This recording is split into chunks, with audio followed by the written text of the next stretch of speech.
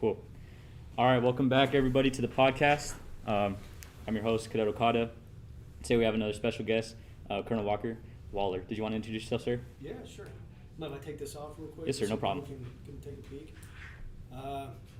Good afternoon. I'm Colonel Jeremy Waller. I am the commander of OSI's 4th Field Investigations Region at Joint Base San Antonio Randolph. In that capacity, my job is to lead, direct, and oversee the operations and support to all of Air Education Training Command, as well as United States Air Force Academy. I appreciate y'all asking me to be a part of this today. I really enjoy speaking with cadets, anybody who's interested in joining the Air Force, anybody who's interested in seeking out mentorship, talking about leadership, and talking about OSI. So, yes, sir. Very cool. Thank you for coming on. During our research, we saw that you were a Mississippi State graduate. Wasn't. You are. Correct. So you commissioned out of there, and I think we have a few viewers from your school. So shout out to you guys for tuning in. And I think you met our DET commander, correct? I did. He also commissioned out of there, so we thought that was a pretty cool fact. But so out of your AirFRTC history and really the OSI field, how did you come to be an OSI special agent? So that's a great question. I like telling this story. General Welsh, when he was the CSAF, he would say everybody's got a story, and it's really interesting to me how people come to join the military, be part of the Air Force, and be part of OSI. Right. So I'll start with how I got into ROTC, and then how I got into OSI. So I grew up in a military family. My dad was a special operations pilot in the Air Force, so he flew C-130s for pretty much his entire career. So we were always growing up around pararescue guys, SEALs, Green Berets, all these types. And a good friend of our family in Virginia at the time, my dad was working with him at the Pentagon, but he was an Army Special Forces colonel. Right. And he would tell me all these stories about being a Green Beret and running around in Vietnam and the things that they did. And so I really became interested in that. And I've always enjoyed working out and doing those type things. So when I graduated high school and I went to Mississippi State, I enrolled in the Army ROTC program. And I did that for 2 years. And after that, I just, the military had I'd been moving around my whole life. I kind of wanted to try something different. So I went ahead and I graduated, and then I became a private investigator after college. And I was a private investigator for about 6 months, and was doing surveillance, just gathering information and figuring out puzzles and those type things. And I quickly figured out that I was working way too much for way too little. Really didn't have a direction. I didn't know what that was going to take me to or what I was going to do with that. Right. And I went running back to the military. And I said, well, you know what? I want to be an astronaut. So I was going back through graduate school, and I was in sociology there at Mississippi State. I was working at the Survey Research Unit in the Social Science Research Center as part of a grant. And man, I was having problems with math. I tell you what, really? I cannot do statistics. I cannot do anything mathematic. Common struggle. Yeah, I do not like that. I can't do it. I'm gifted with languages and those type things. So that's what I'm capable of doing. So when I was with the RTC unit, we went to Cape Canaveral to watch the shuttle go up. Right. This was probably like 96 time frame, 97, and it was really cool. They took us in and they gave us a tour of the command area, and they were just telling us who the people were going to be on the mission, and it was Dr. Lieutenant Colonel so-and-so with a degree in advanced mathematics, and right. Dr. so-and-so with an advanced degree in this math, and suddenly it sunk in that I'm just too dumb to be an astronaut. I see. So I needed to go find something else to do. And then I re-went and applied and went to Pope for special ops selection. And so real quick, what is that, Pope? Pope Air Force Base. Oh, right. Gotcha. In North Carolina. And didn't get through that, and then so I came home kind of with my tail between my legs. I didn't know what I wanted to do, And my dad at the time was at Lackland, and he was the inspector general. And he said, well, I work with these guys who, investigate like you did when you were a private investigator, and it's kind of just always been an interest. So, they got guns and badges, and right. They track down crimes and things. So he gave me the phone number of the guy at AFPC, the Air Force Personnel Center, and I called him up and faxed over a package, and I ended up getting picked up. Wow. So that's how I got to OSI. It's really interesting. So it wasn't straight. You didn't commission straight out of ROTC into OSI. You kind of went on a little little path for yourself. Yeah. So I was in graduate school, put myself through there, right. and just kind of it found me. Right. Yeah. That's awesome. So for those that don't know, the viewers that are watching, can you give us a rundown of the OSI field? Yeah. So OSI, the Office of Special Investigations, is the federal investigative arm of the Air Force. Okay. And in that role, we're dual-hatted, basically with two real ways that we provide services to the Air Force. One is through traditional criminal investigations, and one is through counterintelligence investigations and operations. Right. So from the criminal side of the house, we investigate those matters that occur and affect people within the Air Force. People are either victims of crimes, or they commit crimes. So we will investigate, death cases, sex assault investigations, crimes impacting children, narcotics, all these type things where people, again, are either victimized or commit these crimes or have knowledge of it. We'll work with our federal, state, and local law enforcement counterparts. So, here in San Antonio, we have great relationships with the FBI, SAPD, Bexar County, you name it. It's that way across. It's that way across my region, Region 4, and supporting AETC, but it's the same across the entire world. We have really good relationships with international law enforcement partners and counterintelligence agencies. Right, so it's a common partnership. Yeah, you talk about traditional, brothers and sisters in blue of law enforcement, and that's what we get across. Awesome. And so we have that. Now on the counterintelligence side, it's operations that detect and prevent acts of espionage, or people trying to steal our information or disrupt our technology development. And then downrange and deployed environments is where we engage with host nation law enforcement and counterintelligence organizations or their security apparatus to find out who may be looking to harm our people that are in that country, or places that we can tell people to stay away from so that they stay protected when they're deployed and downrange. So, right. It's kind of a very varied mission set, but with a lot of opportunity, a lot of really cool things that happen in there. Awesome. Thank you, sir. So on that same note, what are some of the misconceptions about OSI? And this is specifically for, I think we have the Mississippi State cadet who got selected for OSI, and we also have our very own Cadet Martinez, our wing commander, who got selected as well. So I think this is one of their questions, is what are some of the common misconceptions about the field? Several of the things that I routinely hear, some of this is in the media, but that OSI is a secret organization. Right. Like it's a secret within the Air Force. We're not a secret. I mean, we've got a website. I'm here doing an interview, Right, and you mentioned social media as well, right? Social media. We've got social media sites, and at the end here, I'll let people know exactly what those are, because I encourage you to follow us and see the things that we're doing in support of our Air Force and just in support of communities in general. But, we're not a secret organization.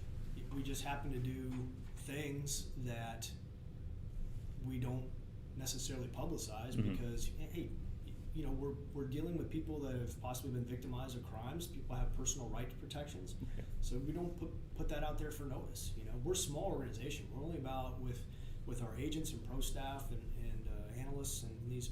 We're around 3,000 and growing to maybe a little bit more than that. Worldwide? But worldwide, we're about 3,000 people.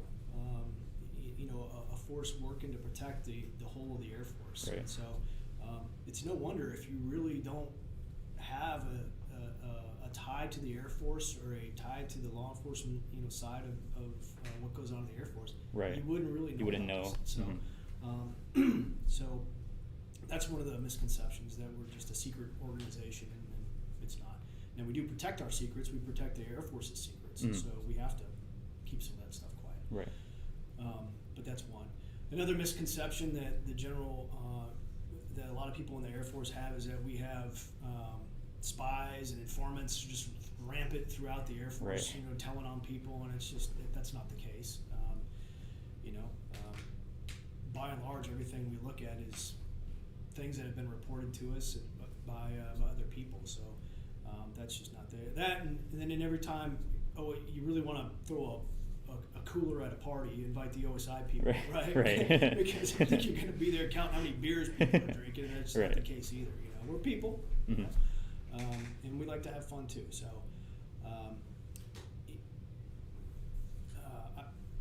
I've always thought that having a good working relationship with everybody is the best way to approach things, and that's the way I like to do business. And many people in OSI, that's why we tend to we're out and about.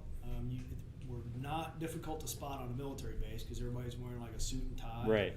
And when we wear our uniforms, it'll say special agent on right. the top. So we're pretty visible, and we like to be. I mean, that's the whole point of really like community policing and like neighborhood watch. Right. People are there. You know who your law enforcement contacts are. You can get advice and have those great relationships. So Right.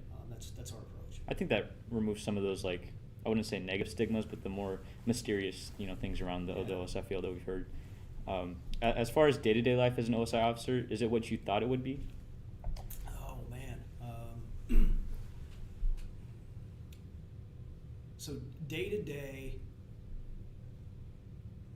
I don't know really how to answer that one because so yes, it was what I hoped it would be. Okay. And when I came into it, what I was hoping it would be is something new. I talked about, I didn't join the Army because, I had grown up military. Right. And, I wanted something new. Something different. Something different and challenging.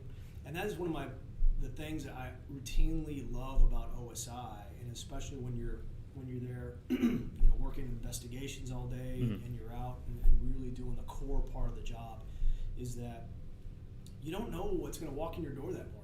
It's quite often that OSI agents go to the office with a list of things they got to do that day, and none of it gets done because they get pulled in 2 or 3 different directions. Right.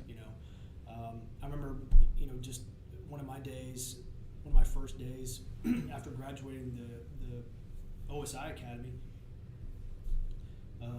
I spent all morning working a sex assault investigation that had been reported that morning. Worked that for about 12 hours. Wow.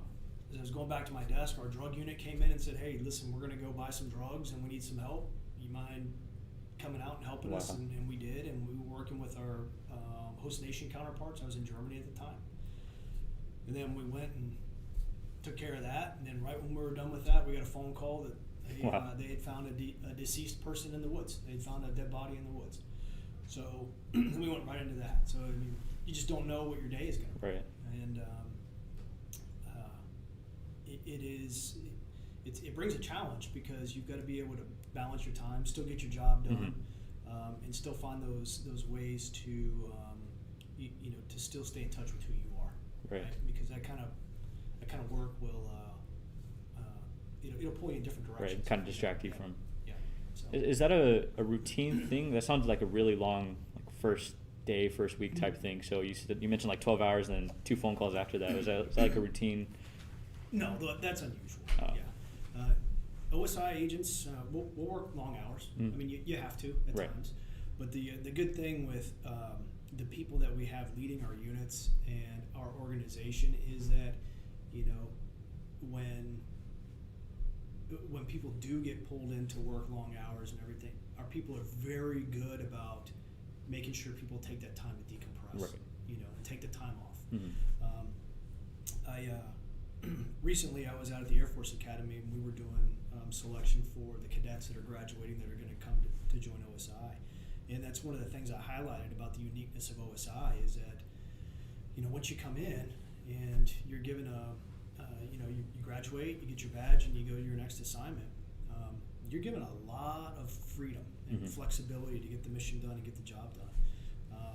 And it's a lot of trust given to you at very, very quick time. Early stage. Yeah, the early stage. So it's really neat. Also, because there's not a play-by-play, like, of how to go about each situation, right? It's just like here's what we did for similar situations, but you can go ahead and you have like that creative freedom to kind of solve that. Yeah. In my so in my job previous to this, I was the commander of our Special Investigations Right. Academy, and at times I would go over to the homeroom where people are sitting in training and going through, and I'd be in the back, and somebody have a question about something, and then the instructors would answer it. They do a great job, and then they would kindly defer to me in the back to see if I just had anything additional, and then my common answer was, yeah, it depends. Yeah. Because every situation is unique to that individual Right. circumstance and that person. Now, there are times you have rules in the road for things you have to do, but how you approach this situation based on today, but it can change tomorrow and be a very similar situation, but Completely the different. circumstances around that Right. warrant a different approach, which is cool. It keeps you thinking, Right. not the same day to day. I was about to say it's always testing you, right? Testing your ability to think. That's awesome. Moving into the deployments and stories, those kinds of fun, interesting topics. Before that, I was reading on your biography. So you were out in Djibouti as part of a combined task force, and then after that, you were in Iraq as the commander of the expeditionary OSI detachment out there. So do you have any interesting deployment stories? I do. Any that you can share? Yeah, For the so that's kind of Right. kind of the tricky part, right? So let me. I don't know. Well, so let me start with one that's memorable. Right. Okay. And so when we deploy, and I mentioned this at the beginning, that our job when we deploy is to protect the people and the installations with where we are, Mhm. right? And we do that mainly by working with host nation security forces and other like Air Force, or not Air Force, but U.S. security Organizations. agencies. Yeah.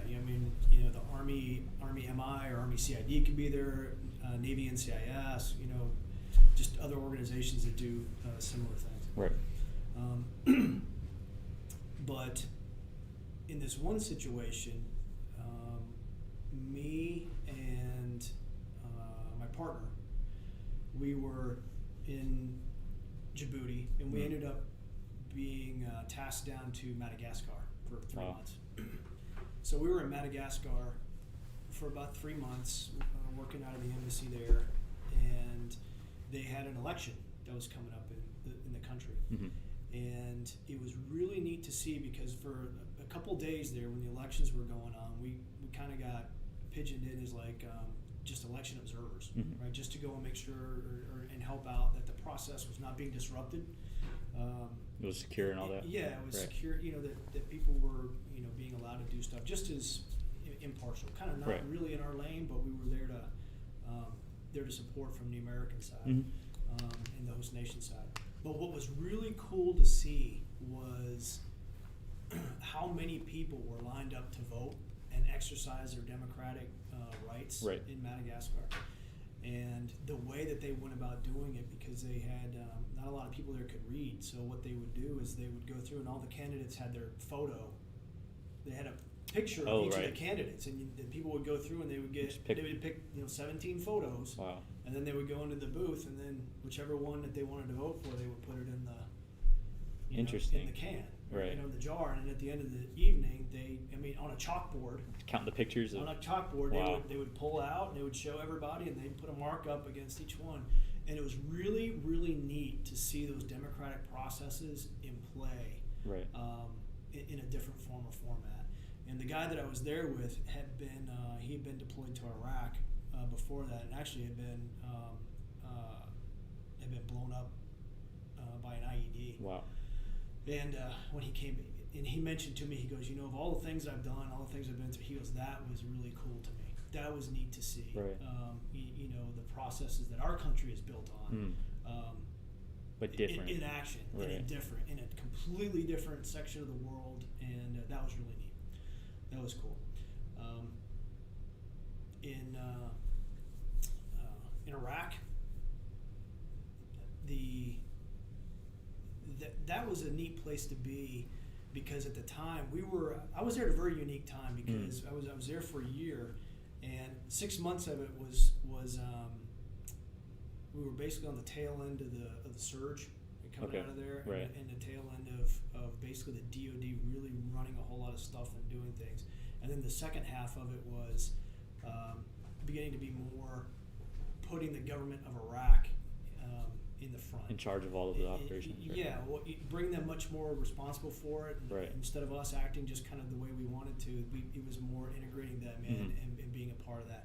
So it's really starting to watch those operations and the country solidify itself and see how they're going to go in the future. So that was a really cool thing to see, and to see all the and to start forecasting like, hey, listen, we're going to be leaving, right? You know, and the things that are going to happen then, and the people that we were working with. That was really cool. That was really neat to see. And you know, you there's certain things that happen that years later you don't appreciate when they do happen. I mean, I still look back on spending Christmas in Iraq, right? You know, with my guys, you know. And these are the things that, you know, I mentioned the Special Forces guy that I had known in high school, and he would tell stories about when he was in Vietnam, right, for Christmas, you know, and watch those old Vietnam films and those type things, and just like, wow, you know, that's guys at war, away from their families, and, you know, with their troops back at home, right. And then it happens, you know. It's very interesting. It's one of those that you knew about growing up, but you didn't really know what the feeling was until you experienced it yourself. Yeah, it was relived really neat, it, you know, and you get to spend time with people who are making that sacrifice for their country, for their families, and it's really humbling. It's a cool thing to see. Right. Yeah. A question I like to ask guests, or not even on the podcast, but whenever we have, you know, guests of the detachment, is when they get on the topic of the deployments and stuff, is there anything any one specific story or moment that you felt the most patriotic, but you weren't necessarily in the United States? Like something that kind of motivated you to, like, this is the Air Force, this is what I'm doing, like this is awesome to see. Does that make sense?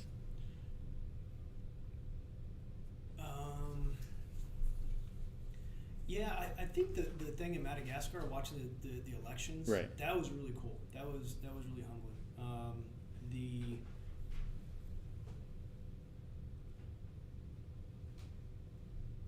Yeah, I really don't know. I'll tell you something that happened in the United States, though. Okay. And this is very, very cool, and you know, kind of on behalf of all the armed forces or anybody right. that served, you know, just thanks to the American people. But when we came back through for R&R halfway through, so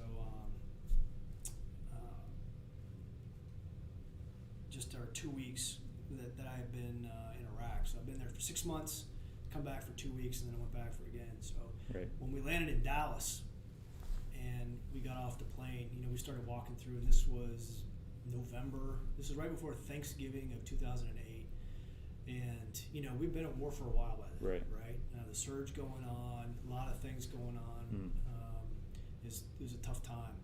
But even then, you know, when we got off the plane and we were walking through to go to our other aircraft for connections to go home, people stood up, you know, and they were applauding.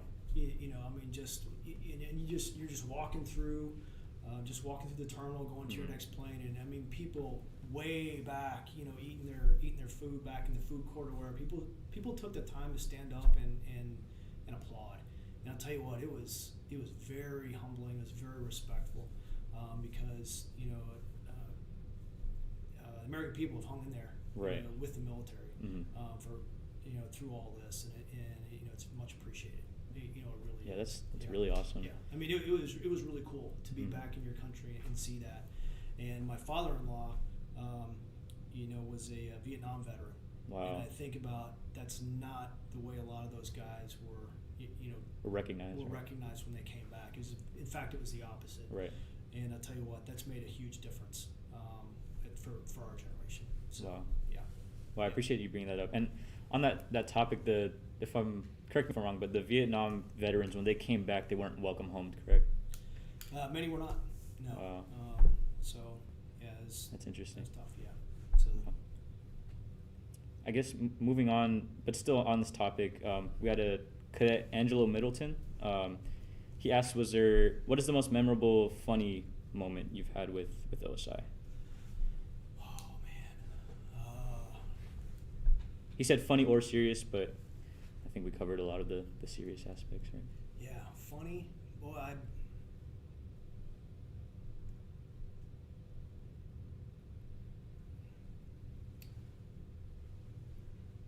don't know. I'm sure that they're out there. Or something. You know, there's something. Right. But like you put on the spot like that real quick. I don't know if I can come up with a funny. Right. You know, I always tell the guys that are graduating, or the guys and girls that are graduating from the OSI Academy. I say, hey, listen, the one thing I cannot teach you about this job. I mean, I can train you, I can educate you and everything. So the one thing I cannot teach you how to do is have fun. Right. You know, because if you can't have fun dealing with all the cool and sometimes very, very silly things that people in the Air Force get up to, your vector's a little wrong. Right. Because it's a really, really enjoyable job to be there every day and to deal with those type of things. But I can take Angelo if I can table that one for a bit, so I can come up with something. But I'm trying to see it wrap my brain. So thank you, Cadet Milton, for that question. Sir, if you think of anything along the way, feel free to get back to that one. Was there anything with the OSI specific like questions, anything that we didn't cover that you wanted to talk about? Oh, let me see here.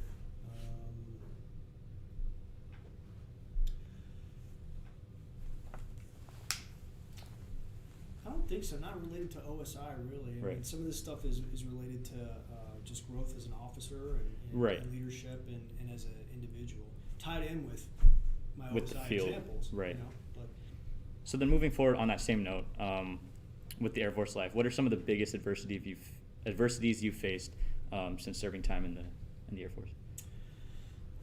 Yeah, so I think the biggest, I'd say really the biggest challenges are always, my personal opinion, the biggest challenges that you always face are personnel. Right. And I don't mean a lack of personnel or resource challenges or anything like that. That kind of comes with most any job. You know, I mean, everybody always wants more, and you don't have enough to do everything you're tasked to do. And I don't think that's any different in, you know, OSI or the Air Force or anything. It's just kind of life. Right. You know? But when I say the biggest challenges you have to face are when you're dealing with having to make difficult decisions on people and how those decisions can impact them as a family, them as an individual, can impact their career. Those are the challenges that you really they really weigh on you because you know our job is people. You know, as military members and as officers and leaders and commanders, people are our job. You know, they say that people are the mission. You know, it's true. Right. So, you know, when you're having to make decisions on, do you send this person or this person on this deployment, knowing it's going to impact each one of their families in a different way, you know, that hurts. You know, that's you know, people lose sleep over that. I was asked by one of the guys that worked for me about a year ago. It was a pretty good question. We were TDY, and it was me. It was one of my counterparts, who's currently the commander of our region that supports PACAF. And so we were TDY, and one of our guys who was there with us, he said, "Let me ask a question." He said, "What are you region commanders?" I'm a region commander, that's what we call it in OSI.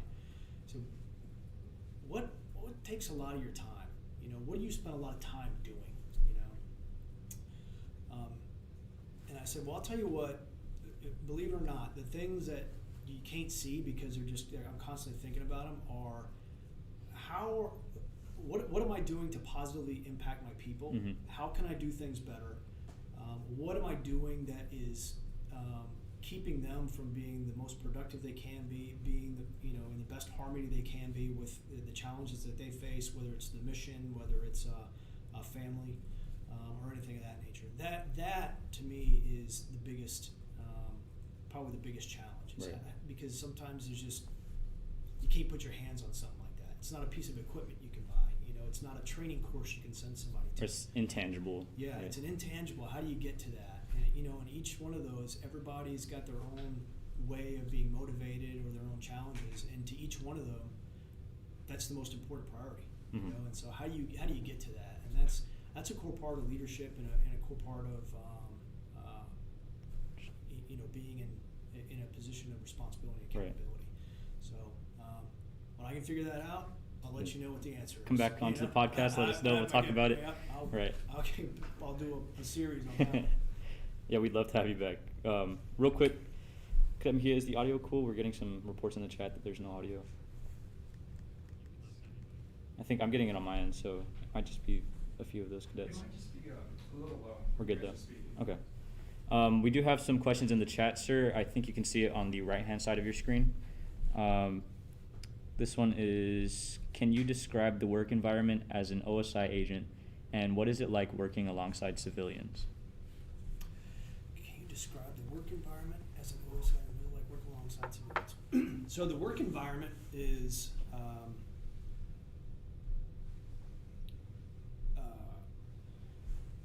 I mean, just from a like if you were to go to an OSI unit, right? Real quick. So, and remind me, a question to ask later is, you know, how do you, from ROTC, how do you apply for OSI and little tricks of the trade?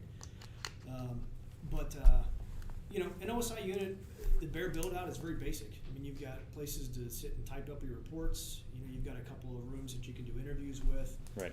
You've got kind of a conference room everybody can sit around and either, you know, share information, exchange reports, and a place to put your evidence. You know, just kind of like an office. The basics, right? Yeah. The work environment is different and unique because we do have officers, we have enlisted, and we have civilian agents, which is really cool because you get different perspectives on things. Our civilian special agents, we tend to bring in our civilians, and that's something for everybody out there. If anybody's not military or Air Force watching this, you know, OSI does hire people direct in as just special agent investigators as right. a civilian. So just like you would join the FBI or join the Secret Service or whatever. Same else, way with OSI. Same way with OSI. Awesome. You know, and you go through our training course and you're put to work as an investigator. We like to hire our civilians to be much more, a little bit more long-term continuity, so they become much more of a specialist investigator. They find an area that they really enjoy doing, and right. they'll do that for a long time and become an expert at that, which balances out the constant PCS cycle of your typical military person. So all that combined creates like the best of both worlds. Right, because there's that continuity across. Exactly. And as somebody who's been a commander at different places, having that continuity there to be able to go to him or her and say, right. what about this? And they go, well, hey, listen, it was like that. This is why it changed. This right. is how it is. That advice and that consult from our civilian corps is invaluable. It's invaluable. So, but working day to day, you're all kind of working the same things together. I mean, you can be in there with, you know, a lieutenant, a staff sergeant, and a tech sergeant, and a, you know, GS 12 or 13 civilian, working those type things. The challenge is when people begin to believe that because they're doing the same job and maybe their paycheck has the same numbers on it, right. that there's not a hierarchy of who's in charge and who's like a chain of command. You're correct, yeah. And so when I've always made it very much a policy that, you know, when we get brand new lieutenants in, they are not, you know, hey John, you know what? There's not a staff sergeant there now calling right. an officer by their first name. Keep the customs and courtesies we across. keep the customs and courtesies. Now that's behind the scenes.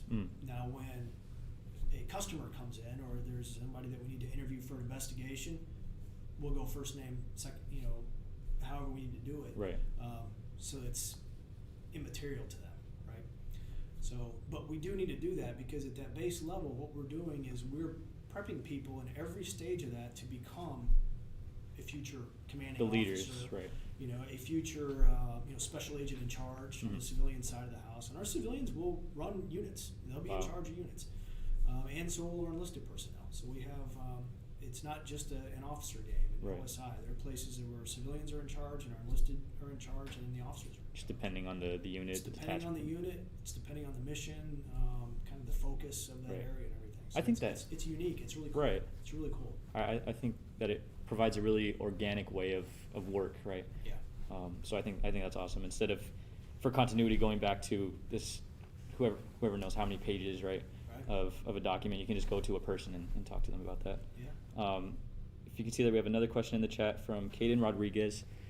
As said earlier, I understand you have kind of moved around a lot before finding OSI. What advice would you give to someone who may not fully know what they want to do or may even feel lost?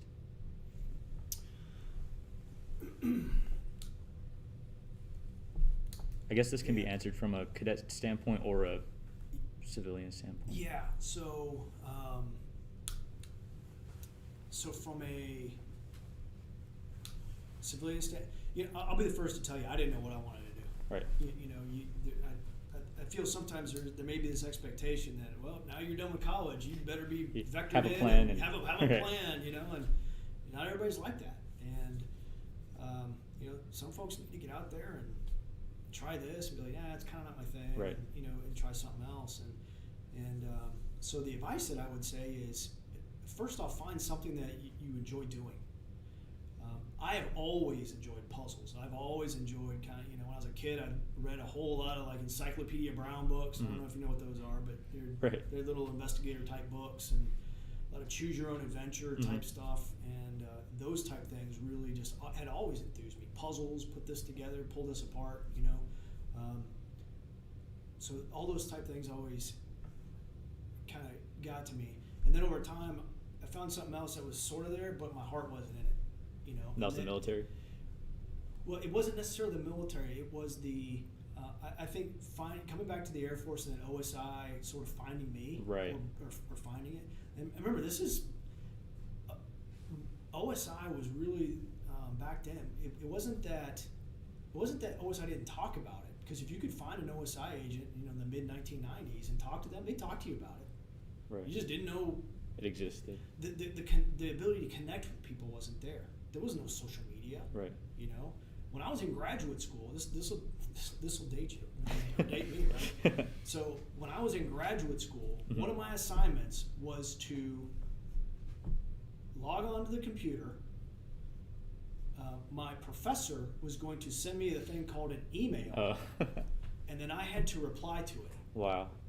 That was an assignment? That was an assignment, and I got an A because he Nice. replied back, and I distinctly remember when I got his message back, I started laughing because it was just amazing to me that all of a sudden You could connect, the network computer like just that. piped right? up, and there was a message from him. It was kind of real time. Right.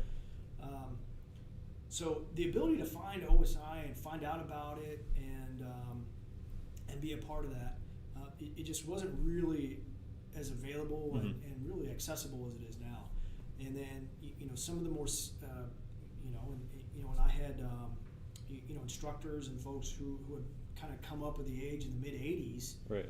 to the early 90s, and really in the 80s and 90s, OSI started changing its posture. Instead of saying like the stiff arm, just go away, let us do our own thing, we really started integrating more with the Air Force to say, hey, listen, we are a tool to be used by Right. commanders, by people, for the betterment of the Air Force. So we want to be closer to you, Right. Air Force. And so I think after that mystique started breaking down, it became much better for people. Right. And that's how we started getting information. So that's what I would say. I would say, if you don't know what you want to do, find that thing that you really enjoy doing, and look for areas to go about doing that. apply that. And if that's building bicycles, go work in a bike shop. Right. If that's teaching a class, figure out how to be an educator or something. And nobody's going to say like, well, too bad, that was your one shot. Right. You're not allowed to change it. You can always change. So, yeah. Thank you, sir. Yeah. And then I know you wanted to get into applying to OSI. And our next question kind of falls along those same lines. So from Ethan Kurtz, sir, do you have any advice or recommendations for a cadet looking to submit a package or application for OSI? Yeah. So Besides your contact information. besides my contact info. Yeah. So one of the big things that is a good idea is as soon as you can, once you get into ROTC, I would say, make contact with your local OSI office.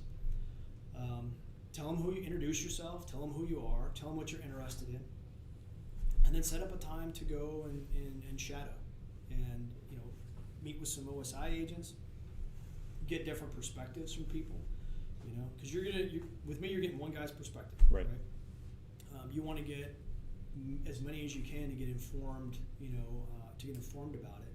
And there's some people in OSI who really like doing one thing and cannot stand doing this piece. And then there's some people who really enjoy all these aspects, and you want to hear about everything that there is to offer. Right.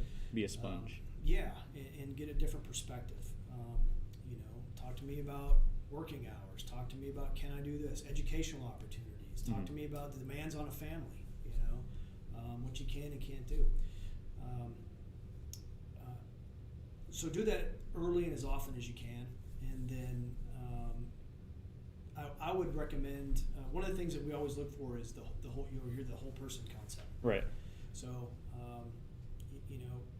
when people are applying for OSI, we're going to tend to look for the best, right? I mean, that's just natural. If anybody's hiring people, Right. I want to see the best, right? And so people that have a little bit more experience doing different things, maybe they've challenged themselves a little bit more than one person has. If ROTC has just been the only thing you've done, may not be as much as, say, somebody who's done 75% ROTC, has had a job, has done volunteer work, has worked in some form or fashion, learning about law enforcement or science and technology, or just donating your time to people and helping folks out. That's a person. That's what we're looking for. Just be diverse. Yeah. And on that topic, we hear the term diversity a lot, right? And it's just diversity of experience and diversity of thought is what you're after. Because God knows life would be boring if you were around a whole bunch of folks that like-minded, thought exactly like you and everything, and you wouldn't go anywhere, and we wouldn't get ideas to get us to that next level. Right. You wouldn't be surrounded by folks that won't help you advance or grow as a person. You want people with varied experiences and different backgrounds, and to push you as a person, to challenge your assumptions and all that. And that really helps us grow. In OSI, operationally, it gives us a lot of advantage because we're worldwide, so we deal with many different cultures, many different languages, people of different backgrounds. So that gives us an operational edge. We've got guys that were born in other countries, immigrated to the United States, and become naturalized citizens and now work. And believe me, when we go to a country where we have to have those, like right now, skills, relationships with those people, it's awesome if you can send somebody who speaks the language and they're like, oh yeah, I grew up, next town over. Right. And man, that's instant, instant relationship. But then again, we're in the people business. So if you're dealing with somebody who they'd be more comfortable talking with somebody who's a little bit more like them, right? The more options you have, the better it is for everybody. I mean, and OSI is a service organization. At the end of the day, that's what we do. We provide a service. And you want to create that comfort. You want to create that trust. And the faster you can build that trust, the faster you can build credibility, the better it is for everybody. Right. So that's why it's important. And that's the biggest tip you have for the packages, just diversifying yourself. Yeah. You have the interest with OSI, diversify yourself. Languages are always good. We just really look for who the individual is and what they're bringing to the fight. Right. Another question from the chat. Thank you guys for submitting the questions. First of all, this is awesome. This is cool. In what direction do you see OSI going in the next few years? In what ways is it developing? Oh boy. Okay. So I assume that's a pretty packed question here. This is a great question. I don't know if I actually put, but man, that's a great one. Yeah. So OSI right now is in the largest growth that we have been since we were born in 1948. With the changes in the national security strategy, with the changes in the direction the Air Force needs to go to be able to meet the challenges of the coming decades, OSI needs to adapt to become what General Bullard, who's the OSI commander, has dubbed the OSI we need. Okay? Right. Which is from when Secretary Barrett, she had done a briefing or a lecture at the Air Force Association convention where she talked about the Air Force that we need. Mm-hmm. And so General Bullard took that with a lot of resource requests done through the Inspector General's office, because OSI reports to the Inspector General of the Right. or is overseen by it, and then ultimately to the Secretary of the Air Force. A lot of requests for additional resources and personnel. So we're growing by about 500 Wow. people, and like I said, we're our organization predominantly of about 2,700 Mm-hmm. agents and professional staff, and with that 500, we'll get up to around 32, right. give or take. Again, worldwide. We're doing that in an effort really to robust out and get back to where we were a lot more in the 70s and 80s and early 90s, with more of our focus on strategic big peer competition, right? Just like the national security strategy. Mm. So a lot of these things are going to be there to help us protect our technologies, our emerging technologies, because they're no good if we protect them when they're already sitting on a flight Gone, line, right. And then it's better to protect them when they start here, right. and then we go. So that's one of the things that we're doing and growing. We're also getting a lot more resources to help take away some of the a lot of the additional duties that agents have to do within a detachment, so that agents can do what agents are there to do, which is investigate, right, and do these things that the Air Force and the Space Force are relying on us to do. Because OSI is also the investigative agency for the Space Force. Right, I was about to ask if that transitioned over with them as well.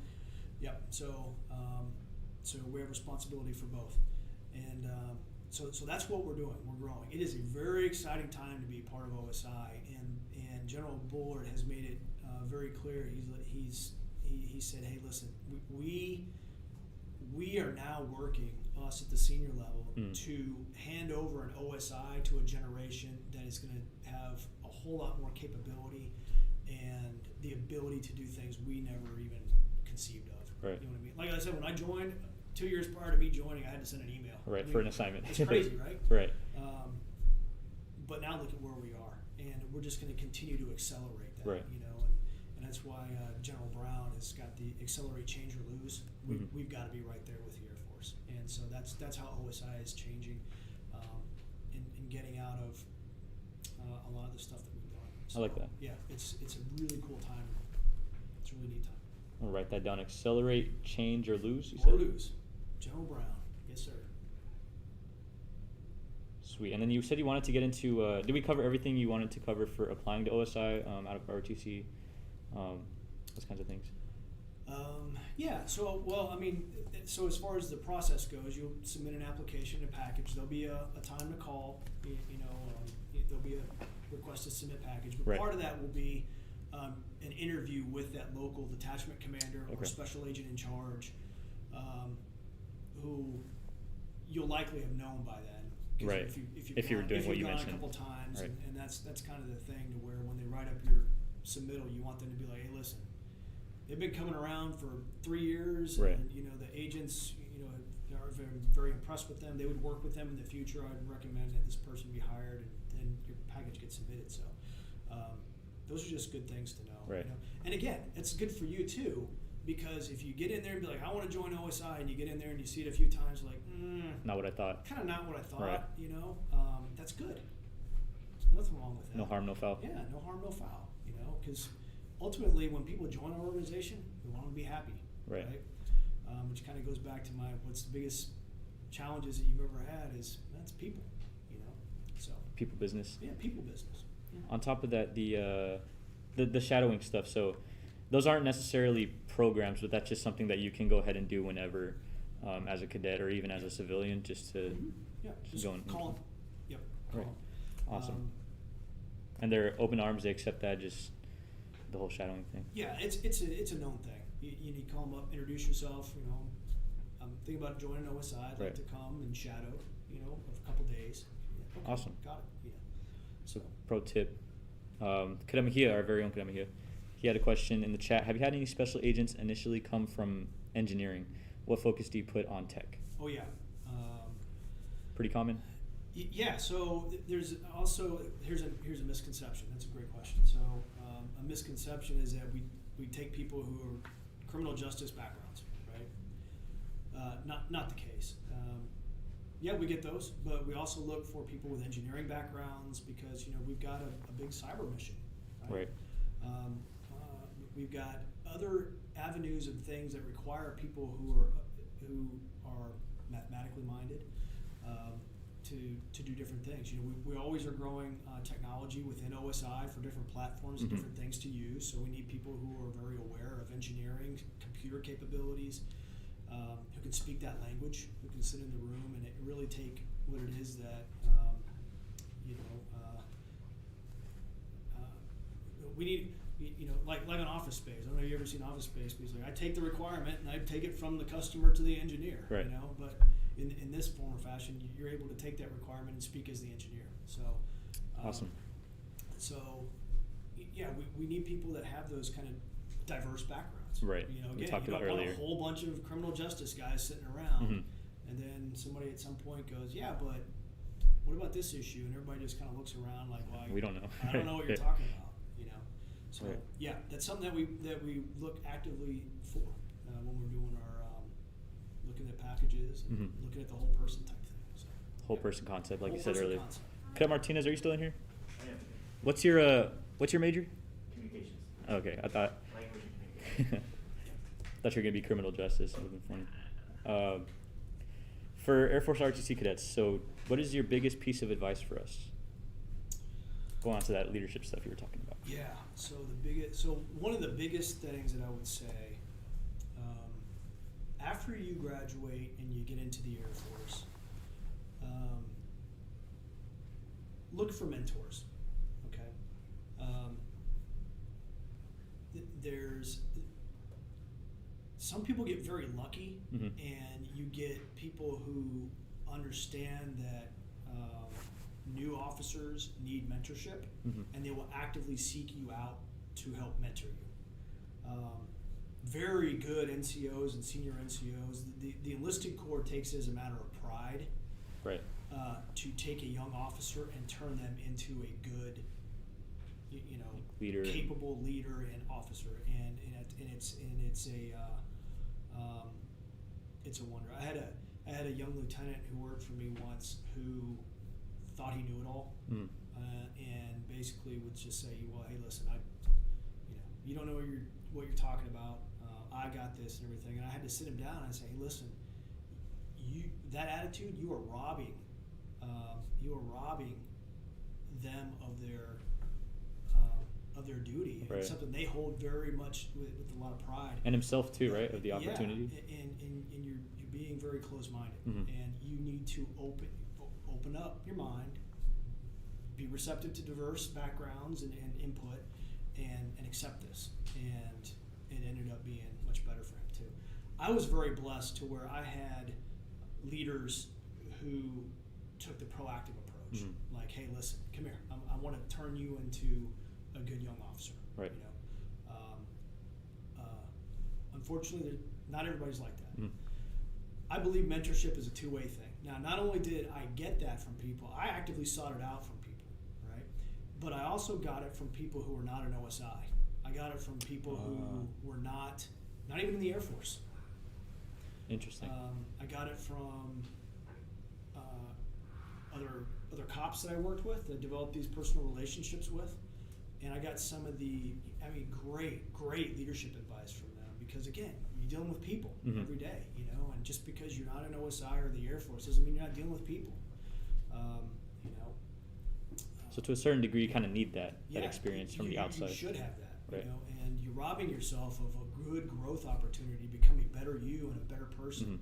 And when you become a better you and a better person, you become a better you and a better person for your people. Right. So that's something that I would highly recommend. So when you get in there, look around for people. So I was assigned at Ellsworth up in South Dakota Right. for 2 years, and I read up on.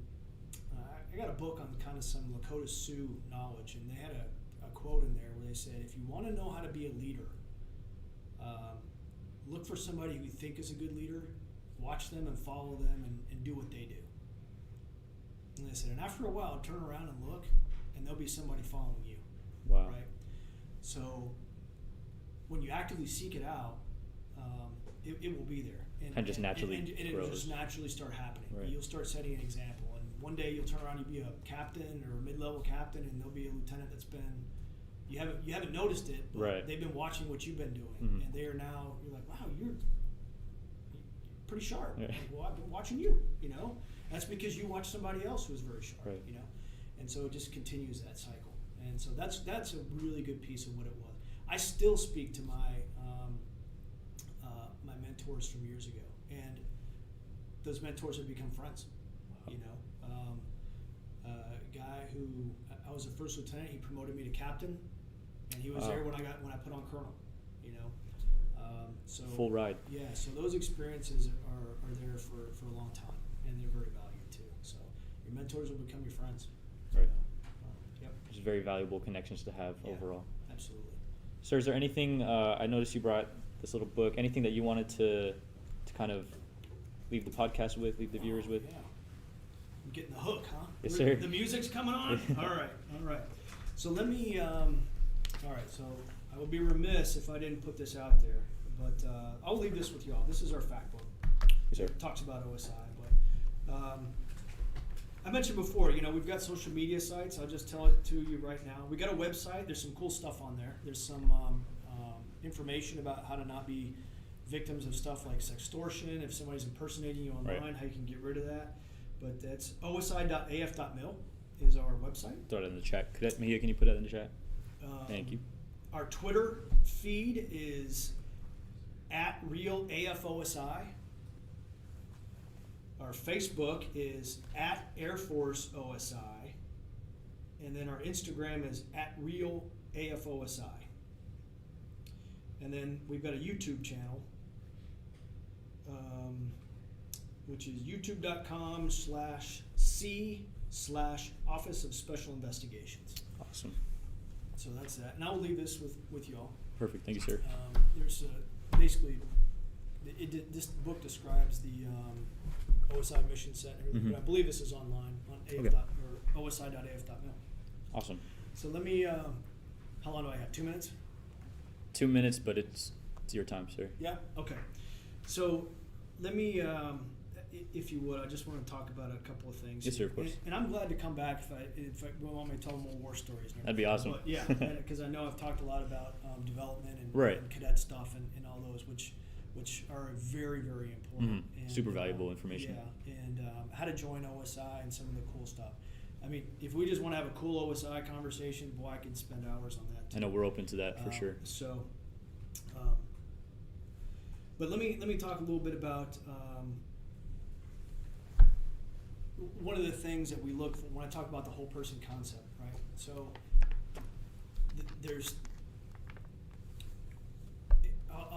I'll say it right now. OSI is a hard job, Mhm. okay? And I started telling people this because not that it's not fun or enjoyable, but it's hard, okay? But I tell people this because when people initially join OSI, you're in learning status for about just the initial skills after you graduate the OSI Academy. This is all training, or this is after training? Yeah, it's 5 months of training. Uh-huh. Then you're in about 12 to 15 months of upgrade training, Wow. where you're Sharpening your... sharpening your skills, and then at the end of that, you tend to go to another 5-week training course, and that's just to get you like where you can operate kind of on your own, Mhm. right? You've done some interviews, you've seen some evidence, you shot your gun a few times at the range, Right. you've maintained your qualification. That's just learning, right? And you think about that, that's 2 years, you know, and that's Long a lot time. of stuff to pack in there. But you learn there's a lot of time management that goes into that. There's a lot of what you need to do first. It's a lot to learn in a very short amount of time, and it can be very frustrating, right? And it's very easy for you to get lulled into this mindset of I need to work a lot. I need to work a lot, because OSI has a lot of Type A people in it, and there's some folks who enjoy this job to no end. Where when I was lieutenant, I used to sleep on the couch in my boss's office. That's how much. Wow. That's how much I enjoyed Dedicated doing to this the job. I'd come in, and there'd be times where he'd kick me and be like, "You got to go home." Right. You know. But the reason I bring this up is because it gets to the importance over time, and that's why you're learning some of these things here in ROTC. The importance of PT, all right? The importance of friendships, these connective tissues, because when you start working long hours, sometimes you know you're out there by yourself, and in an OSI unit, your first one, you may have 4 or 5, maybe 7 people that you're there working with on a daily basis. 2 of them are deployed, 1 of them's on leave, so it's you and 2 other guys sometimes. Right. But having hobbies, having things to decompress, having people to talk to, and confide these shared experiences or challenges that you're having, these are important things to have. And so they're not just things you got to do to check the box to get out of ROTC. These are lifelong skill sets that tend to go. Right. Maintain your health, maintain your sanity, maintain your balance, and you keep that family and friends. And those people will help you keep your focus, right? Right. I've always told a lot of my younger agents, and hey, don't pick the wrong thing to fail at, okay? Because OSI is great, and any job that you have in the military is great. Right. But when it comes to your retirement ceremony, I've always told them there's going to be 2 sides. There's going to be 2 sides. It's like getting married. Like there's a groom side and there's a bride side. There's one side that's going to be your coworkers, and there's one side that's going to be your family and real friends. After a while, your coworkers are going to start looking at their watch and be like, I got to get back to work, and your friends and family won't do that. So make sure that during your time and your career and everything, you focused on them the right way, because they've done that for you. Right. It's very important, and it keeps you grounded, and it does that. It's another reason why I bring up mentors, because I've got mentors who know nothing about the military, know nothing about the Air Force. So when I bring up issues and challenges or things that I don't think are silly, or why do I have to do this or that, I get a completely different view of them, and they say, well, you should be doing that because you're part of the United States military. You know, sometimes we get lost in that because we're in it. You know, but you know, about 1% of the U.S. population has served, maybe less than that. So 99% of the U.S. population doesn't have this perspective. So when I bring stuff up and they say, well, you should be acting that way. You should be holding yourselves to high standards. You should be doing that because you're our military. Right. And we hold you in high regard, so you should hold yourselves in high regard. And those are great outside perspectives. It's awesome reinforcement. Again, diverse background, diverse experience. So that's what I'll have with that. I know we've gone long. I No problem, sir. really appreciate y'all letting me comment and speak. I don't know if I didn't hit enough OSI stuff, but I'm glad to come back. Yes, sir. We have a very diverse mission for everybody. We've got, you name it, we've got it. And be glad to talk on that again. Yes, sir. We'll definitely reach out, and if there's any follow-up questions, expect some more contact from us just to get those answered as well. And of course, we'd love to have you back. It's something that we're really passionate about doing here at the DET, and just us in general. So we just want to thank you for coming on, talking to the viewers, and then we want to thank everyone that tuned in today. Listen to the chat with Colonel Waller here, and see you guys next time. Thank you.